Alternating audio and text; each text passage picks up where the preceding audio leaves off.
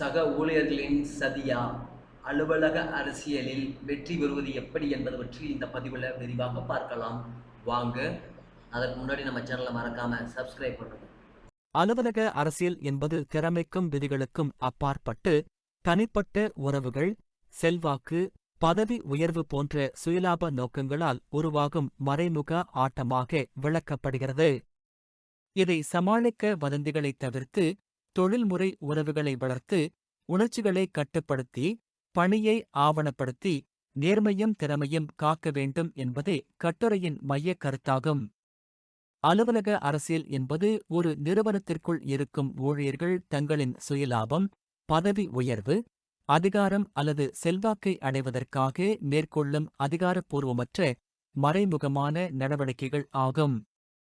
இது திறமை, விதிகள் மற்றும் தர்க்கத்திற்கு அப்பாற்பட்டு தனிப்பட்ட உறவுகள் மற்றும் செல்வாக்கை மையமாகக் கொண்டது.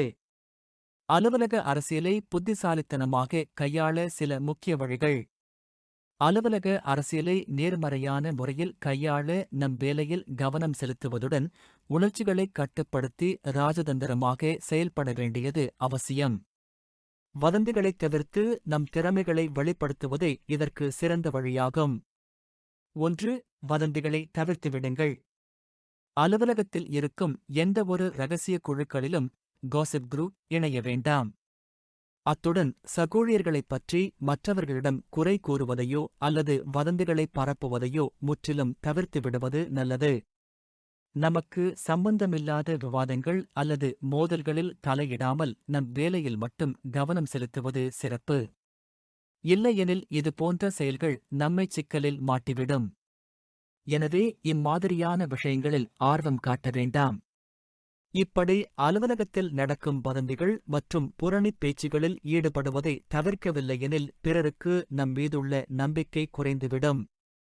2. தொழில்முறை உறவுகளை வளர்த்துக் கொள்ளுங்கள். மேலாளர் முதல் கீழ்நிலை ஊழியர்கள் வரை அனைவரிடமும் நட்புடனும் மரியாதையுடனும் பழகுவது, சக ஊழியர்களுக்கு தேவையான பொழுது நம்மால் முடிந்த உதவிகளைச் செய்து நல்லெண்ணத்தை உருவாக்கலாம். மற்றவர்களின் கருத்துக்களுக்கு மதிப்பளித்து நெகிழ்வுத்தன்மையுடன் வேலை செய்ய உறவு நல்ல முறையில் இருக்கும். அலுவலகத்தில் அனைவரிடமும் நட்பாகவும் அதே சமயம் நம் எல்லைகளை பாதுகாத்துக் கொள்ளவும் பழக வேண்டும். நல்ல உறவுகள் ஆபத்தான அரசியல் நகர்வுகளை தவிர்க்க உதவும்.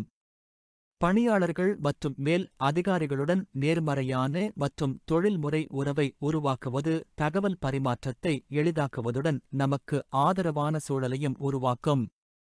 3. உணர்ச்சிகளை கட்டுப்படுத்துங்கள். அலுவலகத்தில் யாராவது நம்மை தூண்டினாலோ அல்லது கோபப்படுத்தினாலோ உடனடியாக உணர்ச்சிவசப்பட்டு எதிர்வினையாற்ற வேண்டிய அவசியம் இல்லை. சூழ்நிலை கடினமாக இருந்தாலும் கோபப்படாமல் அமைதியாகவும் நிதானமாகவும் தொழில்முறை ரீதியாகவும் கையாள வேண்டும். ஆதாரங்களுடன் உண்மைகளை மட்டும் பேசுவது நல்லது. அலுவலகத்தில் உள்ள அனைவரையும் நண்பர்களாக கருதி நம் குடும்ப பிரச்சினைகள் அல்லது நிதி விஷயங்களை பகிர்வதை தவிர்க்கவும். 4. அலுவலக அரசியல் பிடியில் சிக்காமல் பணியை முறையாக ஆவணப்படுத்துங்கள். நாம் செய்யும் முக்கியமான பணிகள், திட்டங்கள் மற்றும் முடிவுகளை எழுத்துப்பூர்வமாக மின்னஞ்சல் போன்றவைகளில் சேமித்து வைப்பது நல்லது. வாய்மொழியாக பேசப்படும் விஷயங்களை விட எழுத்துப்பூர்வமான ஆதாரங்கள் நம்மை தேவையற்ற பழிச்சொற்களில் இருந்து காப்பாற்றும்.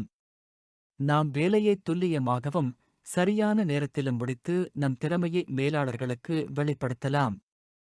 நம் உழைப்பும் திறமையும் மற்றவர்களின் அரசியலை விட நம்மை உயர்த்தி பிடிக்கும் சிறந்த ஆயுதங்கள் ஆகும். சிறந்த முடிவுகளைத் தருவதும் நம் இலக்குகளை அடைவதும் அலுவலக அரசியலைத் தாண்டி நம்மை நிலைநிறுத்த உதவும். 5. தொழில்முறை மதிப்புகளை கடைபிடிக்கவும். மற்றவர்கள் அரசியலில் ஈடுபட்டாலும் நம் நேர்மையையும் திறமையையும் விட்டுக் கொடுக்காமல் இருக்கப் பழக வேண்டும். நாம் செய்யும் நல்ல வேலைகளைப் பற்றி சரியான நேரத்தில் உரியவர்களிடம் எடுத்துச் சொல்லத் தயங்க வேண்டாம். அமைதியாக உழைப்பது மட்டுமே போதாது. நம் பணிகளையும் சாதனைகளையும் மேலதிகாரிகள் அறியும் வகையில் வெளிப்படையாக பகிர்ந்து கொள்வதும் அவசியம். நம் திறமைகளை வெளிப்படுத்துவதும் அவசியம் என்பதை புரிந்து கொள்ளுங்கள். 6. நிர்வாகத்தின் உதவி. அலுவலக அரசியல் வரம்பு மீறிப்போய் மன உளைச்சலை தந்தாலோ அல்லது அவை நம் வேலையை பாதித்தாலோ ஆதாரங்களுடன் மனித வளத்துறை அல்லது நம் மேலாளரிடம் முறையிடலாம். அலுவலக அரசியல் என்பது நிறுவனத்தின் ஒரு பகுதிதான். அதை தவிர்ப்பதற்கு பதிலாக நம் நேர்மையை பாதிக்காத வகையில் திறமையாக கையாள்வது நம் தொழில்முறை வளர்ச்சிக்கு உதவும். அலுவலகச் சதிகளுக்கு பலியாகாமல் உங்கள் தனித்துவமான திறமையை மட்டும் நம்பி எதிரிகளை வென்று தொழில் வாழ்க்கையில் அசைக்க முடியாத உயர்வை அடையலாம்.